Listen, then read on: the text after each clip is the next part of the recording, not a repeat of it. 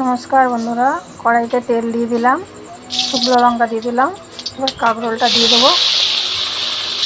কাঁকরোলটা আলু ভাজার মতো কেটেছি, এবার ভাজা করব। আলুটা দিয়ে দেবো।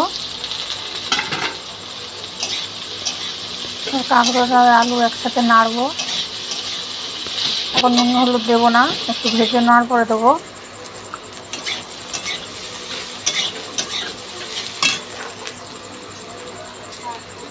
এইবার হলুদটা দেবো, নুন দিলাম, আর একটু নুন দেবো,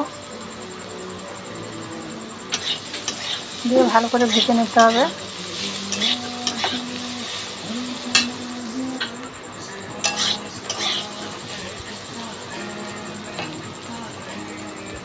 এবার পেঁয়াজ কুচনো দেবো, দিলে ভালো লাগে খেতে। এইভাবেও করা যায়, পেঁয়াজ দিয়েও ভাজা যায়, এমনিও ভাজা যায়।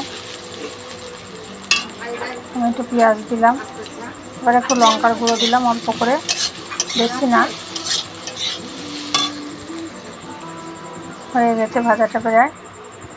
এই যে দেখেন কত সুন্দর হয়েছে, খেতেও ভালো লাগে। আর আপনারাও করে খাবেন।